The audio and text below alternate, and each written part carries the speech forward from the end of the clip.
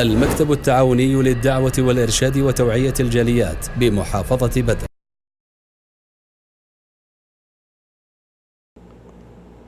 الحمد لله رب العالمين والصلاة والسلام على أشرف الأنبياء والمرسلين نبينا وحبيبنا محمد وعلى آله وأصحابه أجمعين أما بعد. قال النبي صلى الله عليه وسلم إن لله ملائكة سياحين في الأرض يبلغوني من أمتي السلام أو كما قال عليه الصلاة والسلام. محترم ناظرین کرام، اس سے پہلے ہم اس بارے میں بات کر چکے کہ نبی علیہ الصلاۃ والسلام کے تمام حقوقوں میں سب سے افضل حق اور وہ حق جس کو سب سے پہلے ادا کیا جائے گا وہ آقا علیہ الصلاۃ والسلام کی ذات کے اوپر زیادہ سے زیادہ درود و سلام پڑھنا ہے.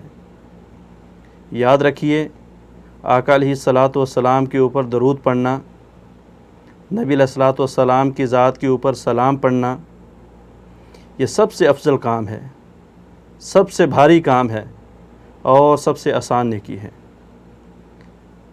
نبی علیہ الصلاۃ والسلام کے اوپر درود پڑھنا، اس سے انسان کی محبت چیک ہوتی ہے. نبی علیہ الصلاۃ والسلام کے اوپر درود پڑھنا، اس سے انسان کے ایمان کا پتہ چلتا ہے.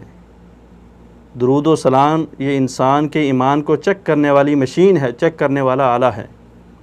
اسی لیے علماء کرام فرماتے ہیں کہ لوگوں، دنیا کے اندر زیادہ سے زیادہ درود و سلام کی فکر کرو، اللہ رب العالمین تم کو دنیا اور آخرت کی فکروں سے آزاد کر دیں گے. حضرت ابی بن کعب رضی اللہ تعالی عنہ، جو کہ قاری قرآن ہیں، کاتب وحی ہیں، آقا علیہ الصلاۃ والسلام سے بیان کرتے ہیں، اللہ کے رسول، جب میں دعا کرتا ہوں تو میں آپ کے اوپر درود پڑھتا ہوں. کیا میں آپ کے اوپر اپنی دعا میں چوتھا حصہ درود پڑھوں، میرا عمل ٹھیک ہے؟ فرمایا میرے پیارے، عمل تو ٹھیک ہے، لیکن اگر وقت کو زیادہ کر لے تیرے لیے اور بہتر ہے. فرمایا اللہ کے رسول، اگر آدھا وقت دعا کے لیے کر لوں، آدھا آپ کے اوپر درود کے لیے کر لوں، عمل ٹھیک ہے؟ فرمایا عمل تو ٹھیک ہے، لیکن درود کے وقت کو بڑھا لے تیرے لیے اور بہتر ہے.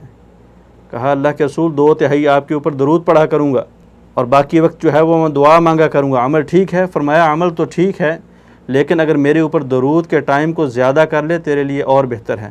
فرمایا اللہ کے رسول، آج کے بعد جب بھی کوئی تکلیف ہوگی، مصیبت آئے گی، اللہ کے سامنے کسی بھی مطالبے کو رکھنا ہوگا، میں آپ کے اوپر درود ہی پڑھا کروں گا.